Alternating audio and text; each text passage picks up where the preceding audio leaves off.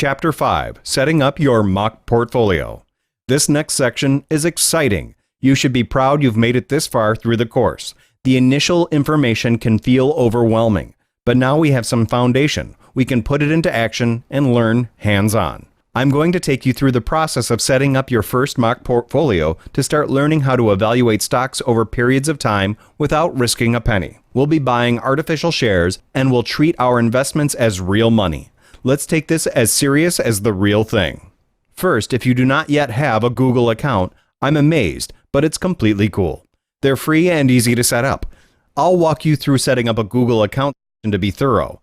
However, if you already have a Google account, feel free to skip the next section. Registering a Google account. I included this section to be thorough. However, if you already have a Google account, feel free to skip this section. First, if you're still on Google Finance, navigate to the top right of the website and hit Sign In. If you're not on Google Finance, just go to google.com and hit the Sign In button on the top right of the website. Next, hit Create an Account below the provided sign-in window. Now here we'll enter our first and last name and choose a username. I personally would like to take a second here, as you may use your Google account frequently and you'll want to love your username. Many names are taken, so you may have to try a few times, but don't move on until you found one that you like that's available. No need to rush. Create and confirm a password for your account. Add your birthday and gender. Now you're asked to add a mobile phone number. You can click the displayed flag icon to change locations for international calling code assignment.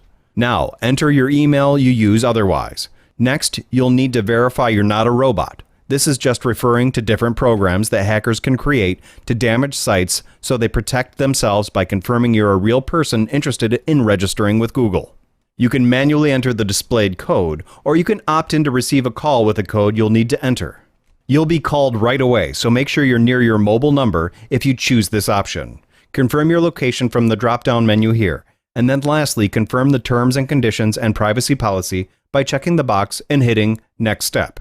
You'll need to verify your Google account by checking your personal email and clicking the Verify link. Once verified, you have a Google account and have so many free tools at your fingertips.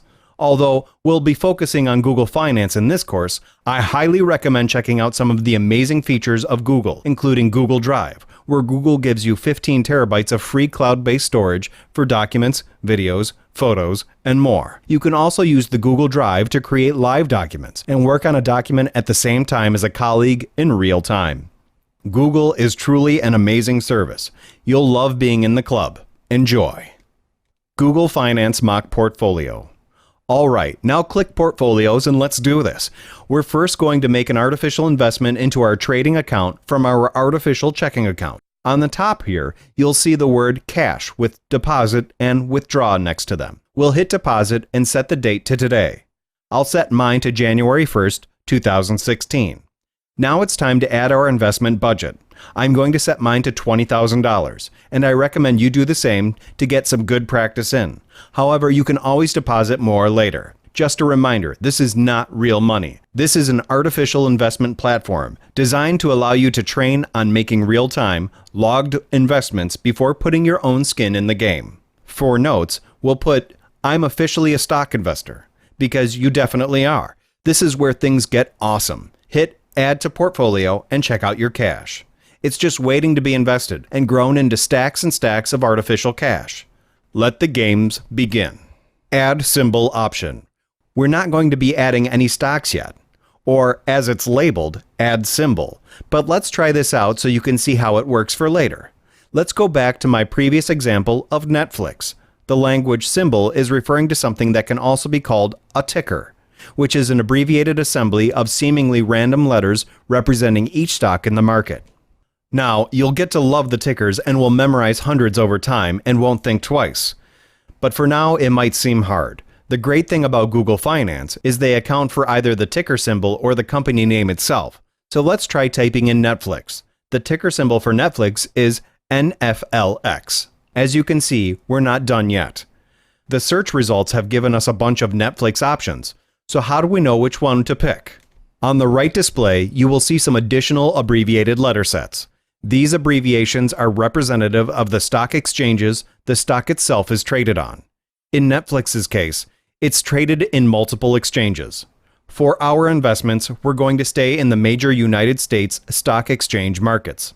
We will not be covering trading outside these markets.